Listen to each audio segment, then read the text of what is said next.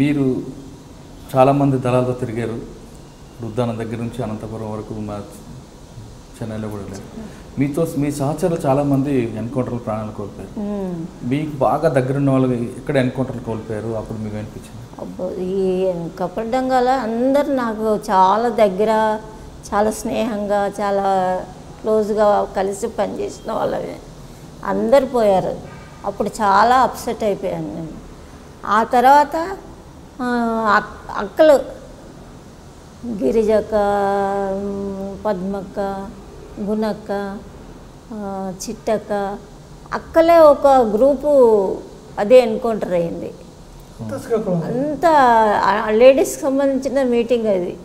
వాళ్ళంతా ఒక్కసారి ఎన్కౌంటర్ అయ్యేటప్పటికి నాకు చాలా అదొక బాగా అప్సెట్ అయిపోయింది. మేమంతా ఎలా ఉండేవాళ్ళం అంటే ఒక తల్లి పిల్లల్లాగా ఏది వచ్చింది కలిసి పనిచేసేలాగా, ఒకరికొకరు వేస్ట్గా టైం కాకుండా ఏదో ఒక పుస్తకం మీదనో ఒక దాని మీదనో చర్చ జరుపుకుంటూ అట్లా గడిపేవాళ్ళం. ఇక ఈ రెండు జరిగేటప్పటికి నాకు కొంచెం అప్సెట్ లాగా అనిపించింది.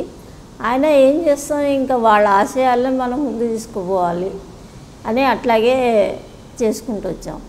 అలాగే సిటీలో వాళ్ళు ఉన్న వాళ్ళు కూడా నేను వస్తే చాలు, అక్క కనిపిస్తే చాలు అన్నట్టుగా ఉండేవాళ్ళం అన్నమాట. ఎందుకంటే అంత చిన్న వయసు వాళ్ళు వచ్చేవాళ్ళు. మేము చిన్న వయసే కానీ కొంచెం పెద్ద దాంట్లో ఉన్నాం కాబట్టి అక్క అయిపోయి వాళ్ళకి మంచి చెడు చెప్పడము, వాళ్ళు చదువుకున్న పుస్తకాల మీద డౌట్లు ఉంటాయి, సిటీలో ఉన్నవాళ్ళు డౌట్స్ ఉంటే ఆ డౌట్స్ క్లియర్ చేసుకోవడం, వాళ్ళకి చెప్పడం, వాళ్ళతో పాటు నేను నేర్చుకోవడం, ఇలా జరిగేది. ఇప్పుడు వరకు నేనంటే ఇప్పుడు వస్తే బాగుండు, మేము పోయి ఇప్పుడు చూస్తే బాగుండు అని ఎంతమంది అపాయింట్మెంట్ పెడుతున్నారో చూడడానికి. నేను బాగాలేను, హాస్పిటల్లో ఉన్నానంటే అట్లా ఆగిపోయారు. అంత ఇదిగా ఉండేవాళ్ళం అన్నమాట. మీరు పనిచేస్తున్న టైంలో ధనంలోకి వచ్చే మహిళలు సంఖ్య క్రమేపీ తగ్గిపోవడం కారణం అనుకుంటున్నారు? తగ్గిపోవడం అంటూ లేకుండే నేను ఉన్నప్పుడైతే. తర్వాత మరి తెలియదు కానీ నేను ఉన్నప్పుడు అన్నలు ఎంతమంది ఉన్నారో సభ్యులు, అక్కలు కూడా అంతమంది సరి సమానంగా ఉన్నారు, సరి సమానంగా పనిచేశారు. కానీ గ్రామాల్లో చిన్నప్పుడు బాల్య వివాహాలను చేసుకున్న వాళ్ళు అక్కడ వాళ్ళ వేధింపులు తట్టుకోలేక పారిపోయి కొంతమంది అడవులకు వచ్చి ఉంటారు. అటువంటి వాళ్ళని దళంలో ఆదరించి వాళ్ళ పట్ల సానుభూతి చూపించేవారా, లేదా అక్కడ కూడా?